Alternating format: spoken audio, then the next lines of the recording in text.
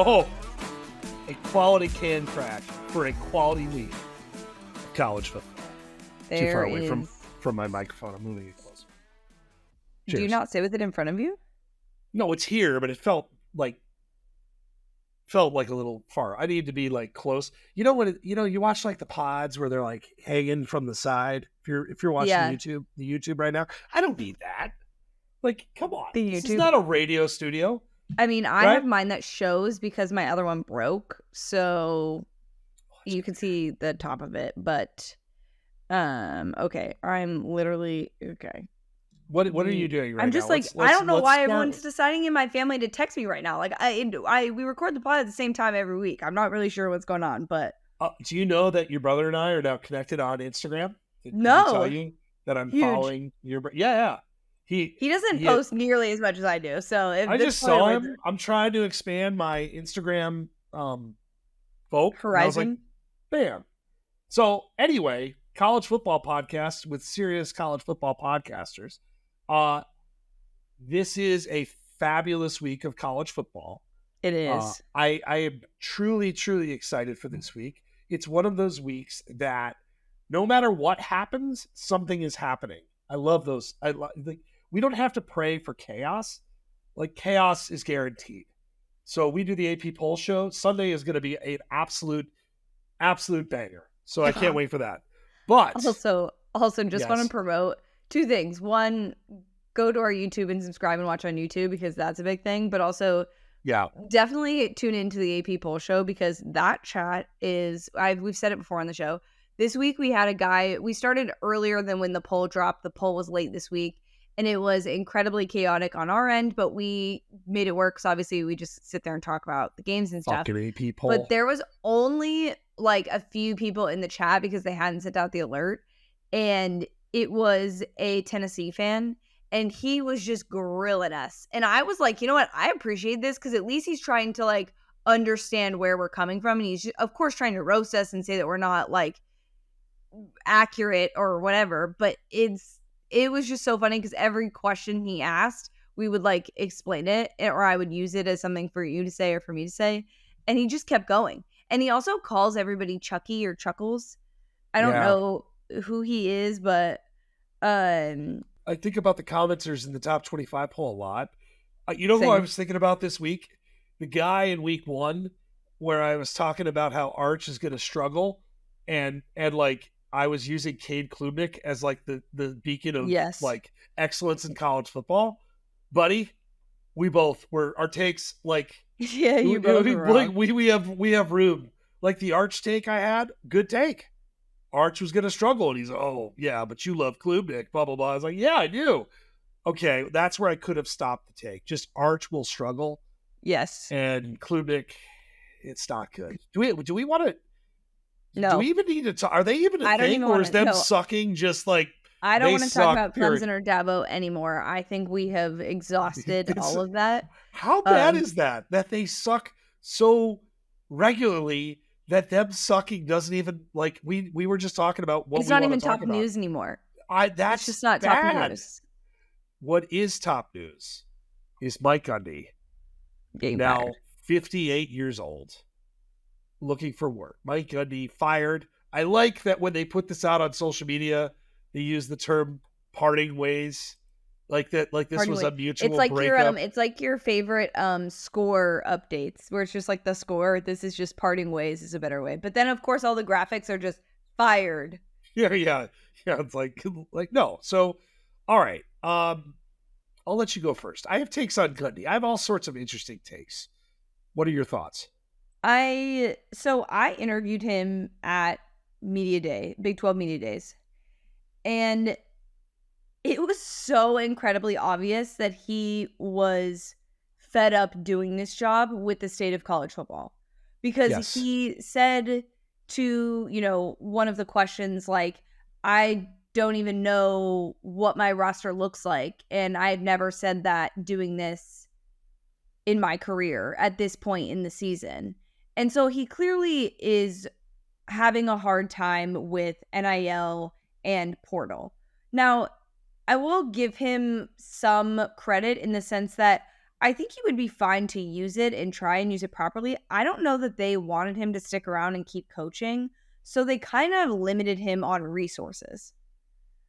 So I don't think it's entirely his fault that they haven't like adapted to this new age, because it's not like they weren't using the portal, but I think they limited him on resources so they could fire him and bring someone new in to kind of usher them into this new era. It was already going poorly. I don't think they restructured his deal, all those things. So this was just a way for them to give him the respects he deserved for what he's done at Oklahoma State. But him being fired at this point in the season doesn't surprise me in the slightest. And I don't know. The vibe that I got from him was just like, I'm here, I'm doing this, I'm going through the motions, but like there's really nothing I can do. So why even bother? You know what I mean? Yeah, he's felt like a lame duck coach for probably about a year, because there was a team last year. I was looking back at some of my preview content. I thought they were going to have a good season last year, and they fell apart. Actually, watching Ollie Gordon. Yeah, I had them as a dark horse to win I may even pick them to win the Big 12 last year. And I don't think they won a Big 12 game.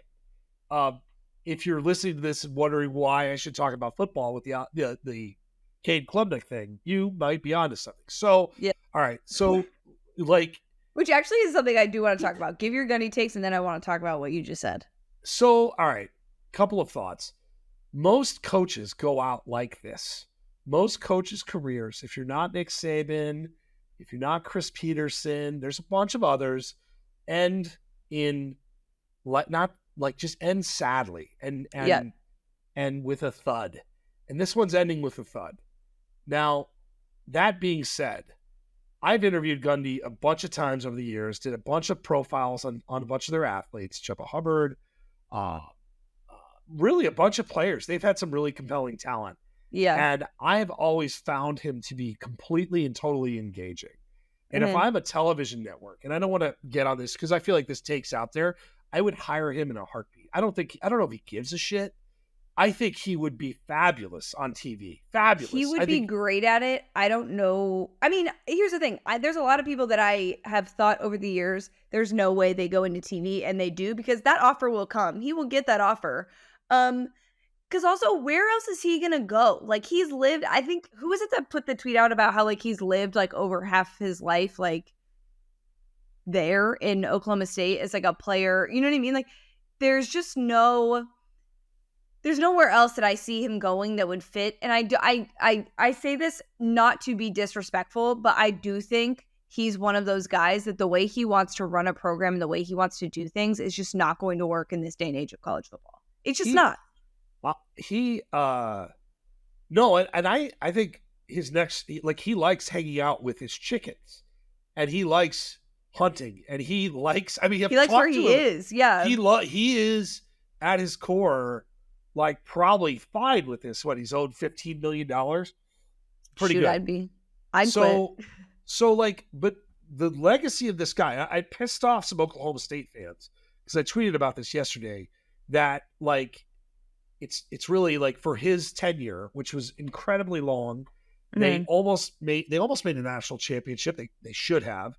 They had upsets every like 3 or 4 years. It felt like they had a team that was a problem.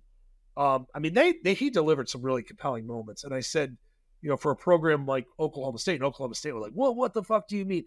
I mean that this is a program, yes, there was T. Boone Pickens, there was money, but Oklahoma State was never expected to win, I think, like they won.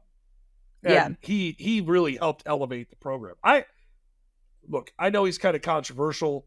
There's been some people don't necessarily like the guy.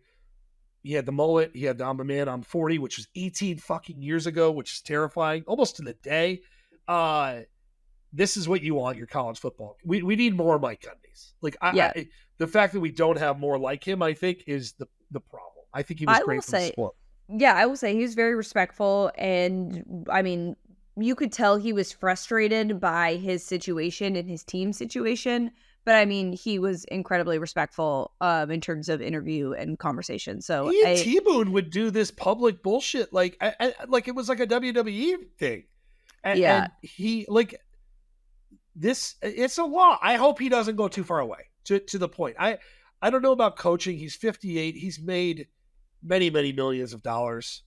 To your point at the end, he didn't seem all that compelled to coach, but Yeah. like you put him if he has the appetite in a certain job, I mean, I think he would be great. But this was time, by the way, just to be clear. Everybody Yeah. had Oh, kind yeah. of This quit. needed to happen. He Yeah. had Yeah. quit. His team had quit. They need to get ahead of it. Like they could have done this, frankly, before the season. I don't think anybody would have been all that shocked.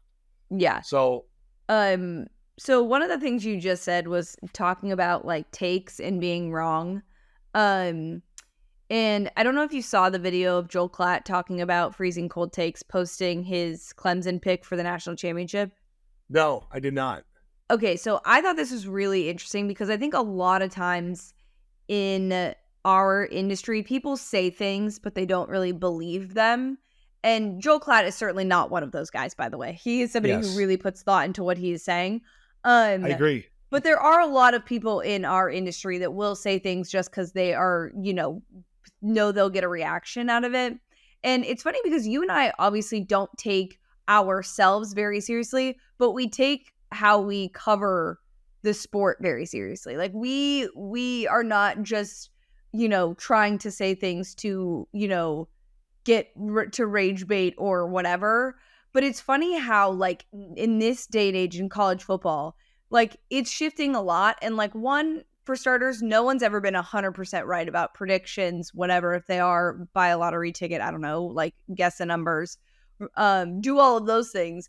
But it's also just interesting to hear his response to those things versus other people's, where he was like, look, I was dead wrong. And look, nobody in the building probably at Clemson knows what's going on with Clemson. So how am I supposed to know that as well? But I was wrong. And this is why I evaluated them this way. And I thought that was really respectable to be like, look, I was wrong. And I want to address this of why I thought this was going to happen.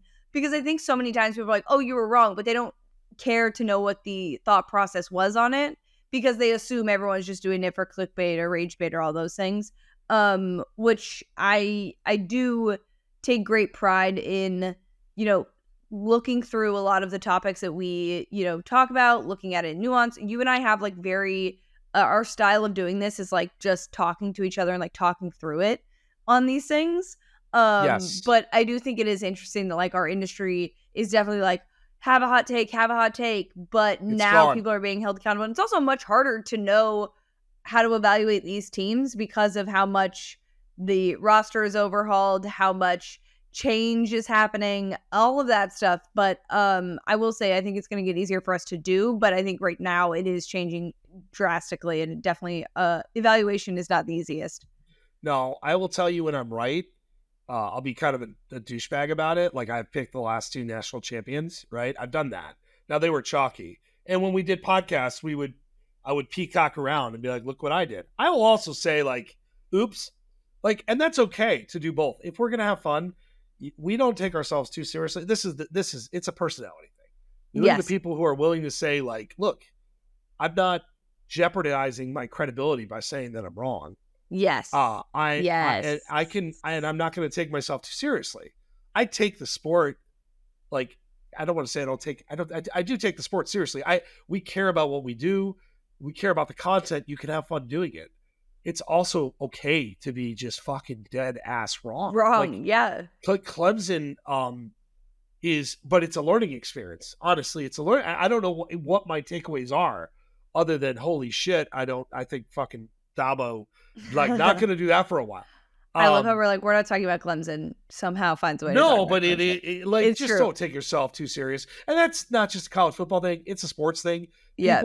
People don't want to like. It's why I love Scott Van Pelt, and there's others too. But Van Pelt, and he's not necessarily in the business of predictions, but it's somebody that knows exactly what their purpose is when it comes to sport, which is to engage and entertain and hopefully inform. You know who does it, and you know who's in it for alternative motives. Yes. We're here to inform, but also walk through it with you. We're here to walk through it with you. That's the point of the show. So let's walk through it with Oklahoma fans. No. I feel for them now. Me too. I was in fucking meetings all day yesterday, and I texted you like, holy shit, Mateer. So John Mateer broke his hand.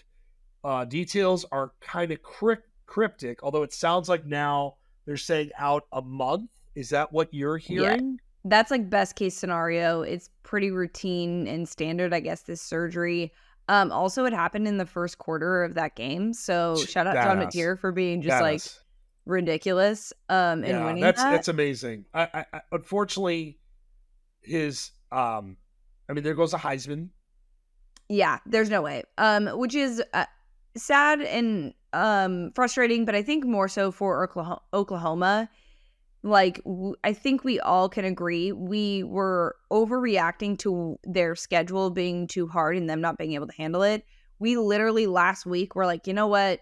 We should take them seriously because I actually think they could do a decent job of making a case for the college football playoff and winning some of those games. I will say they're not. This changes dead. That. It does. It changes it. No, it changes it, but it like this honestly, in terms of like when this happened, this is best case scenario for I agree Oklahoma. with you. Because so the only thing that really hangs me up. Okay, so let's walk through this. So they have a bye this week. They play Kent State, and then they get Texas, October 11th. Jeez. And then they play South Carolina. So I think ballpark, let's see, 1, 2, 3, 4, 5. I think earliest we could see him would probably be Ole Miss, but more likely versus Tennessee. Yes. So which by the way, Ole Miss, Tennessee, Alabama. Tennessee and Alabama are on the road. Missouri, LSU. Holy goddamn shit! Still, yeah. Jesus, that schedule still sucks. Yeah. So yeah, I look. The defense just got 9 sacks. I have thoughts about that, by the way. I don't know when I want to talk about my gambling weekend. We're gonna wait. I was texting you. You were tweeting at me, going through it. Sorry, that was so bad. I'm so sorry. We'll get to this shit. We'll do a full gambling inventory. But Oklahoma defensively is really good. They've got pretty good players. Texas has got some shit to figure out. So that game, to me, is still not like, oh, they're going to lose. Mm-hmm. South Carolina's a fucking mess right now. So I'm with you. I think you said it best. This is best case scenario. Yeah. Like, so my thought wins is in the bag already. My thought is if they are able to only lose one of those games without him, they could still be in the college football playoff. I don't think too, because I know people will say, okay, the committee will consider, them despite that. But like, look at what happened to Florida State. And I know that they weren't getting their quarterback back, so it was different Florida scenario. State's schedule was not this. This schedule is murderer's row. It's hard to say. Like I want to believe, and this is different because they're going to get John Mateer back. That's the difference between what was happening with Florida State. But I worry that like that caveat that is used for playoff stuff is there's going to be too many teams that are in the mix that might have a case if Oklahoma has 2 losses. I've got a little bit of a hot take. As I'm looking at Oklahoma's schedule, it is not nearly as bad as it was 2 weeks ago. Mm-hmm. Right?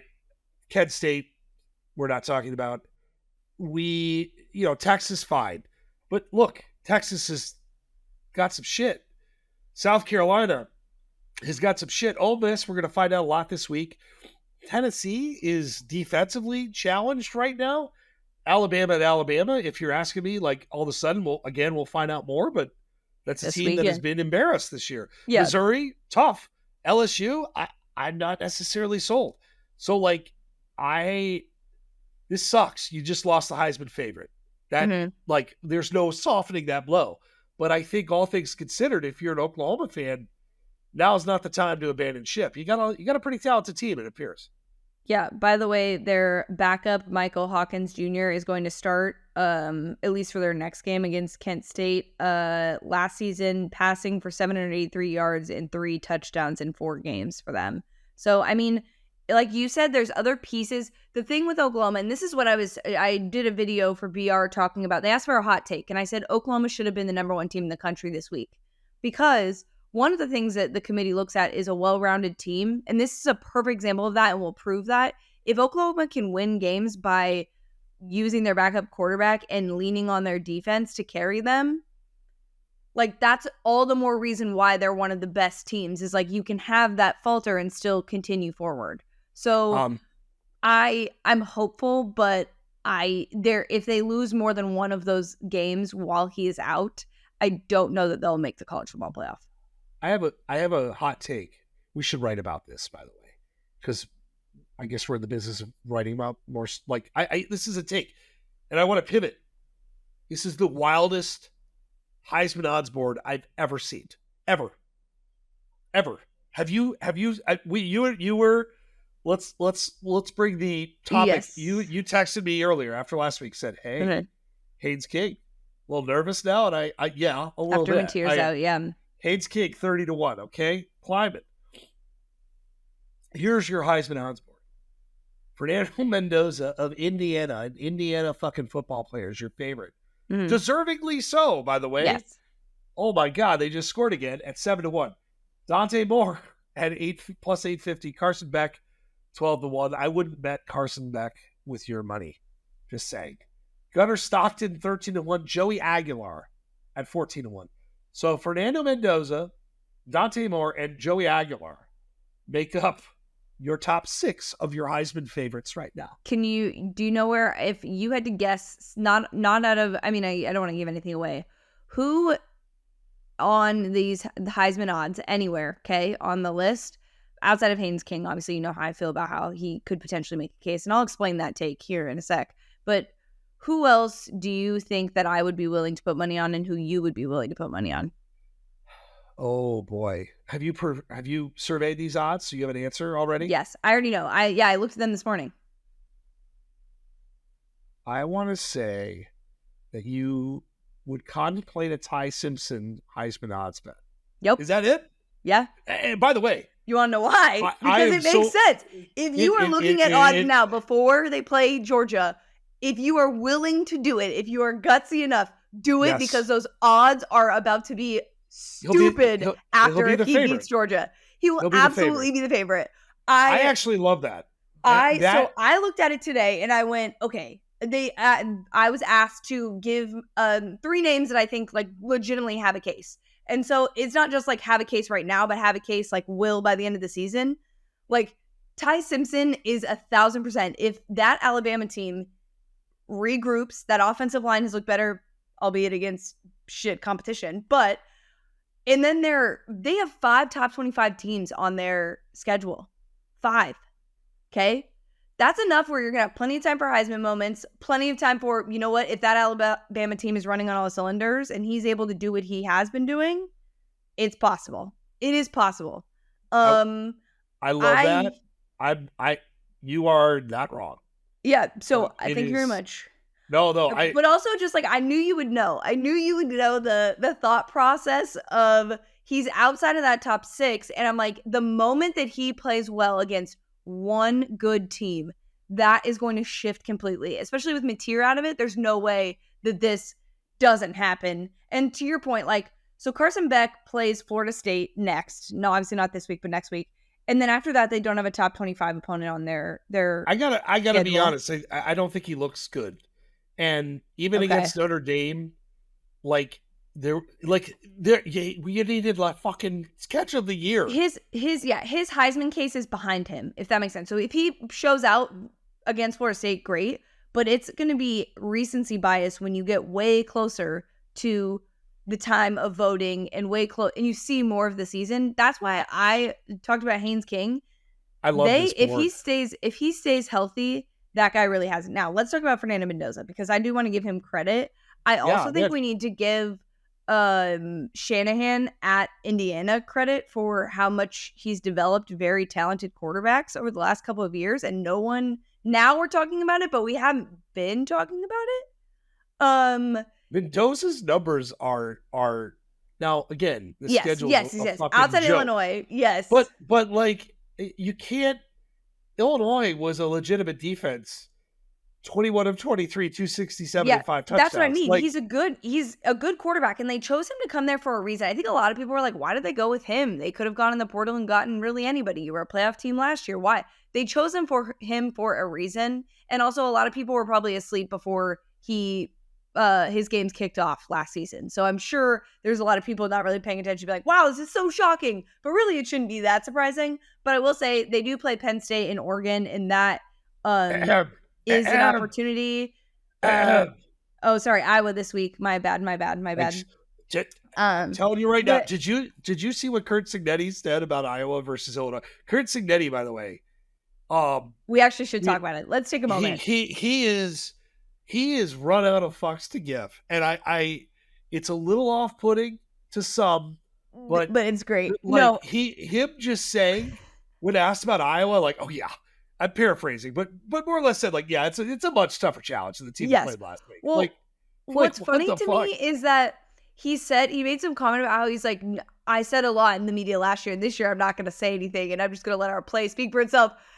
Literally the last week he's spent just saying stuff, and it's so funny. But also the difference between how people view a Southern football coach versus a guy in the Big Ten is so funny, because Lane Kiffin, or who we'll definitely talk about on the show, if Nick Saban, Kirby, whoever can say these ridiculous remarks and people are like, I love that guy, that's great, and then Cignetti says it and it's like he's cocky because he's in Indiana. But it's like, you guys, he made the playoff last year and very much as a college football playoff level team this year. He's allowed to. When it's backed up by the play on the field, go off. I don't care. I think it's great. You have a school like Indiana, you be a little polarizing, you piss people off, and you've done nothing but back it up thus far. I am. Well, we'll get to the games here shortly because we'll talk about that one because it's really interesting. But let's talk about Lane Kiffin. Go ahead, take us away here, because this is I feel this is a perfect story for a podcast. Let me just start by saying I have been following Landry Kiffin on TikTok for probably the last year, because she's done TikToks with Lane before and they're so funny. My favorite one is when he is shown a baby that's not real, and and she pretends she's on FaceTime, and his reaction is hilarious. But they do get ready with me's before games, and she jokingly calls him my wallet, and then he called her his drain.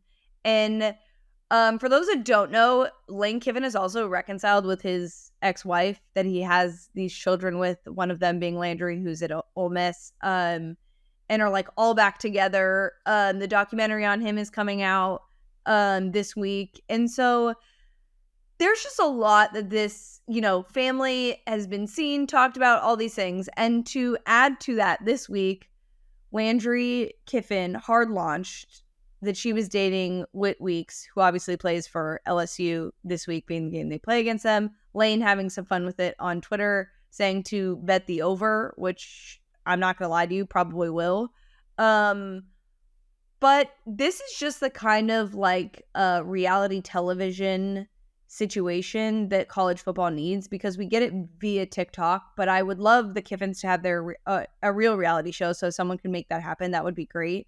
But also just so funny that she did this week. And the best part is that this is okay, so I know Nick Saban's daughter, and if she were to do that during the week of a game with a player, there probably would have been a different reaction. He's not really on social media. It's not really his thing. So it would have been an odd thing. I think for Lane, he loves this. He loves the attention. He loves the added, I'm going to show this kid who's boss and drop $1 billion on this defense if I can. And let's go for it. They love it. He loves the added exposure on this. I don't think he has any issue with this whatsoever. I saw the I can't wait to watch the Lane Kiffin, by the way, the E60 or whatever it is, because the people that are working on it are really good at ESPN. And Ryan McGee, friend of the program. Ryan McGee, great. Trust him to do a really good job. We've written this story, I don't know, 2 to 3 different times, in different ways, and we've spent a decent amount of time with this guy. I've always found him really compelling. what I'm really interested in this documentary, from what not documentary, I don't know what else to call it, is we talk about not taking yourself too seriously. Like his Wikipedia page, the first like 70% is a fucking like not a train wreck because he made a lot of money, but it's filled with like disclaimers and it based on what I've seen, it feels like he's kind of ready to talk about all of it. I love that. So I even when you talk about him now, by the way, people on Twitter still really hate him. I'm still convinced no one has done largely a larger persona shift than this guy. And all he had to do, by the way, was chill out, like and realize, like really do kind of a mindset shift and figure out. And he's done a phenomenal job too at Ole Miss. I mean, it's unbelievable. So I'm excited to see this because I think he's one of the most compelling characters we have in the sport. Yeah, if you want to look at someone who recognized that their ego and their way they were going about life was going to impact something they really, really wanted to be good at and cared about deeply in terms of their career, like he is someone who recognized that and went like, I do have to change because otherwise it's going to continue to be like this. Like you said, the roller coaster of what was, before he got to Ole Miss is a lot. And I'm sure there's things he regrets and will address, obviously, in it. But I think they were all lessons for him to eventually get to this space. So I am really excited about that. I'm also excited about that football game in particular. Just because we got a lot of LSU fans in the AP poll show just really having a hard time understanding that their wins collectively just get worse and worse each week. So it's like, yeah, sure, at the beginning of the year we were like, woo, best team in the country. They beat Clemson. Oh my goodness. But that looks pretty average. You beat 2 1-3 teams. Congratulations. Yep. All right, let's talk football games. This is a fabulous week. We are going to mix in. Oh my God. I like, buddy, I'm so excited. I love that you use the word fabulous. By the way, that's my grandma's favorite adjective. Fabulous? Yes. When I was writing locks, I think I used the word fabulous in locks. I forget. But let's talk. We're going to mix in locks this year have actually been, normally I'm featuring shit football games because that's what I would do.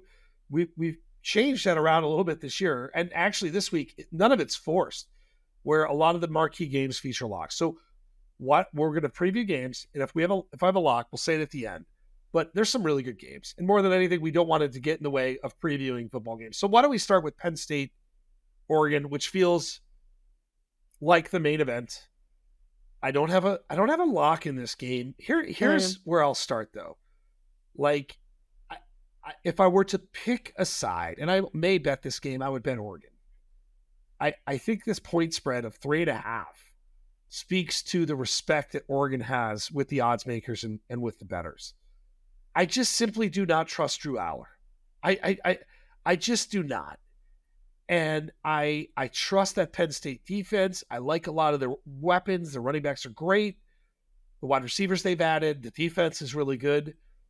I think Drew Aller, who has struggled at times when you've watched him this year, I really worry about him. And maybe I'm overstating it. What is your level of concern with Drew Aller in a game like this? So he's at home. And I think this environment, it's less for me about Drew Aller. It is way more about how Oregon can handle this. Now, I know someone immediately, their thought is going to be, well, they play at Autzen Stadium. That environment is loud. They're going to be able to handle this, blah, blah, blah. This is different. This is different. I mean, this is the best. For a night game, it's as good as it gets. 1 or 1A, whatever you want to do in terms of environment. Behind LSU, of course. But that's the part where this will be a really good marker of what Oregon is capable of this year, because this is probably the toughest challenge at this. Like, I think this is honestly the toughest challenge they have all year, because it's the first time you're really seeing a difficult opponent. You're going to one of the toughest places to play. So I have all the faith in the world in this Oregon team after this game. Like, once we know what we can get from them, I kind of have faith in them in the college football playoff, being able to handle that better than they did last year, all of those things. But this in particular, I am a bit worried. I think the line is absolutely perfection. To your point about Penn State and how well they've played in particular over the first 4 weeks of the season. Yeah, this is an opportunity for them to prove that they can back up the fact that this roster is as talented as it is and not fumble the bag here. I mean, go ahead. No, I was going to say the line, when you classic rule of thought is home field advantage is worth 3 points. In college football, with environments like this, it's 3.5, it's 4, it's 4.5. That's how you treat it. So to me, you're telling me that this is a pick'em game, more or less, if you take Penn State 3.5. That's interesting to me because I think based off of preseason expectations, I mean, look, Oregon has not exactly played anybody either. Their schedule's had more of a pulse. No, but they've looked better against those opponents. They have. And like Oklahoma State, Northwestern, like 34-14. Again, one of those touchdowns was bullshit. Should have been a blowout. This is like as even as it gets. Yeah, that's why it's like I partially lean towards Oregon. Me too. And I think it's just because I mean, I don't want people to forget what they did last season, and I know this is a different team, all of that. But I don't know. I think Dan Lanning will have these guys ready for that environment and be able to handle that. The only thing that I could see stopping them is going to be like penalties because of the environment, not because they don't play well or execute their game plan the way they want to, if that makes sense. Total in this game, by the way, 51.5. So that implies points, which I would take like, the under. I don't necessarily disagree with you there. Because I mean, think this is gonna have awkward quarterback. Sure, that's probably why Vegas is thinking that. But yeah, but 2 quarterbacks. I mean, but these defenses. Dante Moore's got a lot to prove. The defenses are legit too. All right, so we both kind of lead Oregon, but yeah, Alabama, Georgia. I'm gonna bet Alabama +3. This is a lock.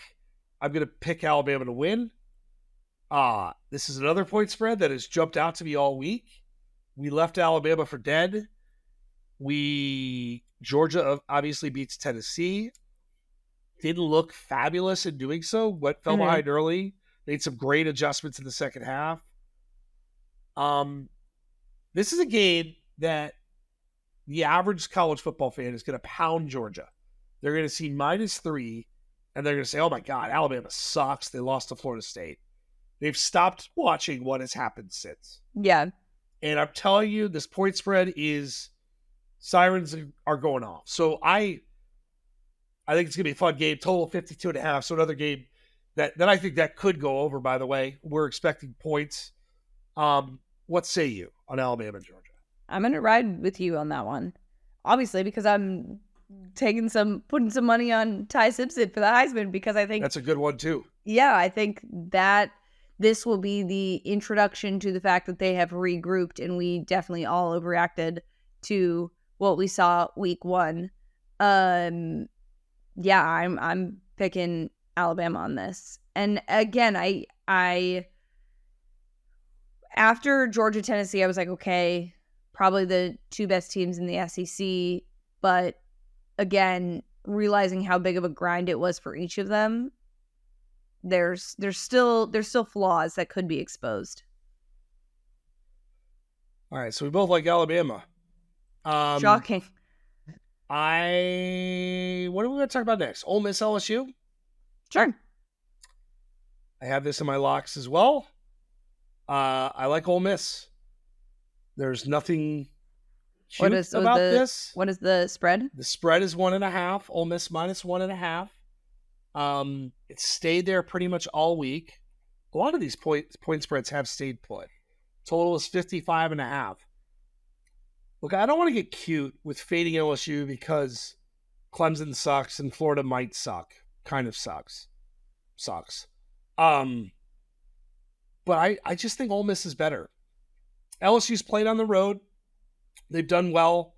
I just like Lane Kiffin here. They made the change at quarterback. It seems to be working. They're staying with that. I'm a big fan of this game, and really it's just more feel than it is any sort of like line strategery, as I like to say. Strategery? Yeah. Weirdly enough, I'm riding with you on this again. I'm nervous that we are on the same wavelength for the last 3 games that we've talked about. That makes me really, really nervous. It usually goes really well or very poorly. Yeah, I mean, those are the only 2 ways it can go. Well, it could be like a mixed bag. But yes, this is. I mean, we'll just keep rolling through. There's a lot of games I want to talk about. Like, let's go to. I'll say this is a game that I have not. I'm going to go on my Auburn rant here because it's Texas A&M Auburn. Now, no, you know what? I'm going to save it for random shit. Auburn got sacked. What the fuck is wrong? Like, what the fuck happened with Auburn? I'm not going to say what the fuck is wrong with Jackson Arnold, even though I just said it. It's college quarterback. He's trying his best. Buddy, I hug you. Bring it in. Hug. He's trying. It's all good. It's all good. The offensive line didn't help him all that much. You wish you were him. No, and he's tough as shit. And look, Auburn has some dudes. I'm actually not. This is an interesting game. Texas A&M -6.5 at Auburn. Part of me wants to bet Auburn because I think a lot of people are going to be betting Texas A&M. I'm kind of staying away because I need a week cleanse from Auburn. What do you think? So weirdly enough, I think this comes down to a field goal. So I would actually take Auburn, not to win. Take Auburn, but I agree that it's a very risky move, especially because it is at Texas A&M. If this was at Auburn, by the way, I would wholeheartedly take Auburn. God damn, Jackson Arnold, dude. The more I'm thinking about this game, the more I may have to add them into the other locks. I'm still on tilt, and we'll talk about it momentarily. But let's keep going. Arkansas versus Notre Dame. I have this in a lock. I am not happy with where this point spread has gone. So it was at 7 for Notre Dame, went down to 4. Now it looks like it's at 4.5. So, look, both these defenses are broken. And I know people know Arkansas's defense is broken. I don't know if people really know how broken Notre Dame's defense is. They just gave up 30 to Purdue. Really? Because it's literally all I see on the internet. Well, Twitter. Yes. Yeah. Really? Because that's literally all they're talking about. It is Notre Dame. But, if one more person asked Marcus Freeman if he's taking over the defense or should he take over the defense, and then we get these really long-winded answers. The answer should be fucking yes. What? I just leave it alone. Leave it alone. Let it die. Funny enough, here's a sidebar that I really want to bring into this. I was at a 1-year-old birthday party 2 weeks ago, and this was after Notre Dame lost to, maybe it was just to Miami at that point. It wasn't, they had just lost to Texas A&M the night before. And my friend's mom, who is, she loves football, but she'll text me all the time and just be like, hey, this is what so-and-so said, but I want to check with you that that's accurate. So I appreciate that she has that much faith in me. But she was like, one of my really good friends is a Notre Dame fan, and I had to ask my resident expert, is this defense, because they said it's one of the worst hires that they've ever made at Notre Dame. And I was like, I mean, aggressive to say ever at Notre Dame, but probably accurate in the sense that yes, their defense is the problem. The hire, probably not great. Yes, all of those things. But it was just very comical that was the topic of a conversation at a 1-year-old's birthday party when there's plenty of other things to talk about in terms of football. But she was like, I have to ask because Notre Dame fans are really, really upset about this. And I was like, accurate information you were getting. The total in this game is 64.5. Yep. It's a monster total. I like Arkansas, by the way, as a lock. I like Notre Dame. Okay, 4.5. All right. What other games do you want to discuss? Wow, I cannot believe there's another ranked matchup in your conference that you're ignoring. Well, Indiana, Iowa. No. USC, Illinois. Those two teams are both ranked. Oh, who gives a shit about USC, Illinois? Fine, USC, I Illinois. do. It's at 9 a.m. my time, okay? So people will be up to watch at this point. I don't know what to do with this game. Illinois, their defense is so banged up. What's the spread? The spread is 6.5 USC. USC has to play in Champaign. I don't have a strong feeling. I just think Illinois is shook. I think that is a foundation-shaking loss that they just experienced. And if Lincoln Riley loses this, he may have to fucking drive home, by the way. I don't think it's that dire, but I will say I will gladly take USC in this. Okay. I'll take USC too. Actually, before we talk Indiana, Iowa, I think Florida State's going to lose to Virginia. This is in my locks. Oh, okay. So that's underrated game that a lot of people are really not talking about, because do you think it's just that they're going to overlook them to look forward to Miami? Is that sort of where we're at? I think that Florida State, they're going on the road for the first time. It's a Friday, right? It's a Friday night. Virginia's offense has been playing reasonably well. I think it's a problem game.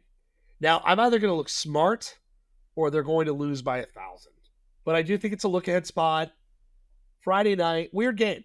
Weird vibes, weird game. So I like Virginia here. I don't know how you feel. I'm going to ride with you on that.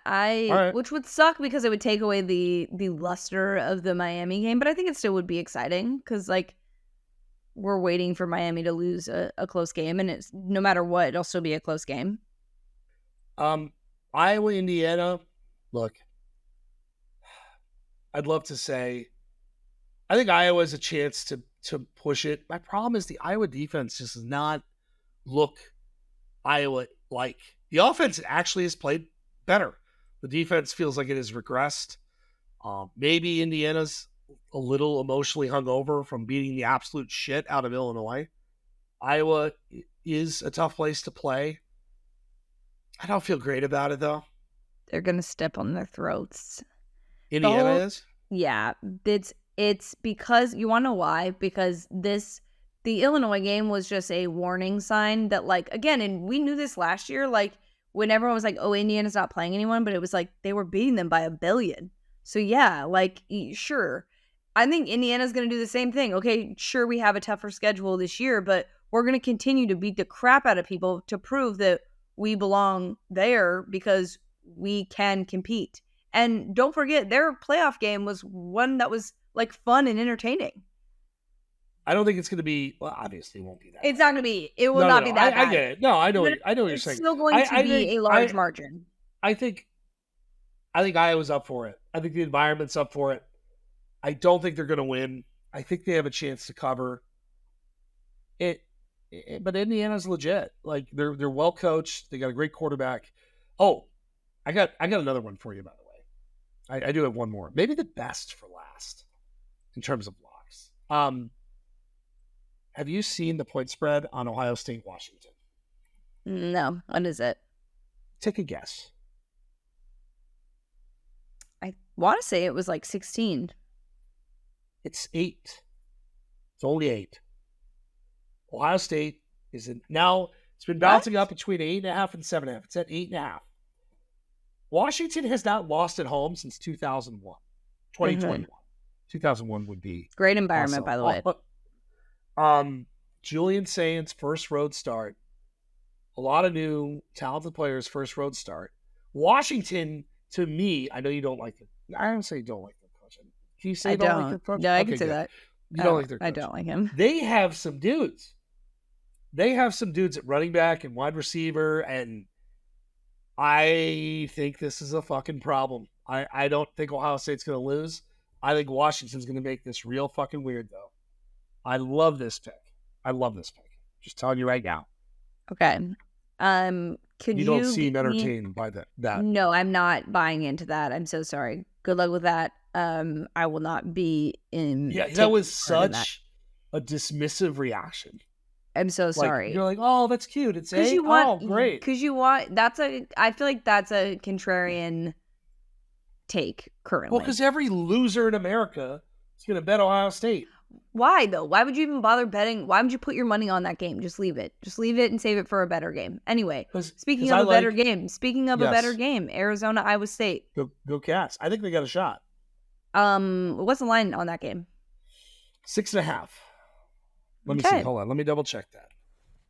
6.5. Yeah, look, playing Iowa State ain't easy. No, it's weird. That's a weird ass place to play. I think Arizona's getting a lot of respect here at 6.5. I do too. I'm not going to touch it, but I obviously want Arizona to win, but I'm not. This is where I will make my judgment on whether or not I go full homer mode the rest of the season. It is a glorious week. I'm gonna just tie a bow on this. Like, this is a do nothing week with your life. Watch college football. There are great games literally all day long. All day. Actually, they're great games at 11 a.m. Yes, Illinois USC, like you said, is a really good game. Notre Dame, Arkansas is at 11 a.m. Ohio State, Washington, LSU, Ole Miss, Auburn, A&M, all at 2:30. Tennessee, Mississippi State is 3:15. Arizona, Iowa State at 6.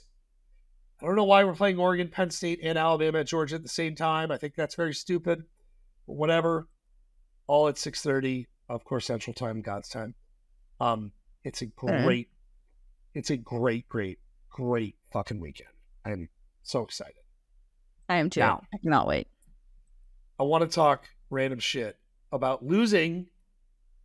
In 24 hours, I lost when Jackson Arnold took a fucking safety on 4th and 25. Yeah, he got sacked 9 times. All you literally have to do is that. And then I lost when fucking Jordan Davis ran it back because I had the Rams against the Eagles. Now, by their lonesome, these would be 2 of the worst beats of my illustrious betting career. They're 2 very bad beats. I've had other bad ones. Okay. But in consecutive days, I gotta be honest, I was shook. I was extremely shook. On top of it, though, I also got a little prematurely excited about the Jets. I'm so sorry. I was mowing the yard. And I see you go Jets. I go, fuck, what happened? And I'm like, oh my God, awesome. Jets. And then they fucking blew it. Aaron Glenn's dancing, which is, you know what? Good dance. I like that. The Jets need a little, it's kind of the arch standing over Sam Houston. Yes, they lost. But you know what? Show some emotion. Yeah. But, so. Yeah, that was my bad. I'm sorry. I kind of danced on the grave a little bit there. I was on tilt. It takes a lot because I've seen some shit to get on betting tilt. I was definitely on betting tilt. So that's really the random shit that I have. Went to the Cubs game last night with my kids. Watched the Mets. Oh, nice. Mets were down 6-1, came back and won. During this game, Cameron is sitting next to me. He's like, the Mets are bad. And I was getting kind of mad because, I just drove 2 hours. Oh, you're at that stage. You're at that stage. And he's like, and I'm like, they are bad, but you're not allowed to say it. Yeah. And then he went to go get concessions. My wife could see I was getting mad because he's like, he spilled fucking nacho cheese all over himself. He's telling me the Mets suck, asking when we're going home. So they go to concessions. The Mets score 6 runs. And I go to my other kids, and my wife did not like this. I'm like, no, I think Cameron's bad. She's like, you can't tell him that. I'm like, I'm just saying. I think he is. Wait, it's so funny. Yeah, yes. That's like a life lesson, though. I like it. It is. Don't go to baseball games with your kids. That's the life lesson. Leave them at home. Get a fucking babysitter. Go drink 48 beers. Get an Uber in peace. That's the lesson here. That is the goddamn lesson. Don't have children. There's a lot of lessons. Just live your life. And also root for better baseball teams. So many takeaways from last night. Although that was a great Kick them out if they disagree with your sports fandom. Really, he has no place to live. He's actually living at neighbor Jason's now. So one of the other funny things, as an additional random shit, is, so I get these tickets through my friend who's the bullpen catcher for the Mets, really good guy. And so I'm sitting among family and friends for the Mets. So in front of us is Juan Soto's dad and family.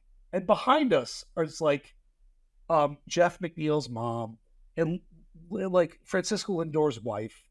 So like you're hearing all of these amazing details. And like sometimes you talk, like my son's wearing a Lindor jersey and Lindor's mom starts saying like, hey, that's my son and it's your favorite player. Like that's cool. Like it's really love that stuff. It's a bizarro interaction, not with the celebrity, but like the kids are just like don't know how random and kind of neat it is. Like they're like, yeah, I was sitting next to Lindor's mom. She liked my jersey. It's like, oh my God. Like as a kid, like you don't normally get with your favorite team these kind of random touches. So it was a lot of fun. Chicago sucks. I don't want to drive there for another year and a half. In conclusion. Chicago sucks. I don't want to go anywhere. Yeah. Yes. I love Chicago. Oh, it's amazing. It's just getting down there. I'm a suburb guy. That's all suburb guy. That's it. What do you have? I don't even know if I have random shit. My brain is just like officially mush. Like between wedding planning and doing what we do, there's really a big rivalry game, I will say, this week in my household for high school football. So the two rivals in our city play against each other this week. And so Nick is very locked in to that. So big game. I will report back next week how it went.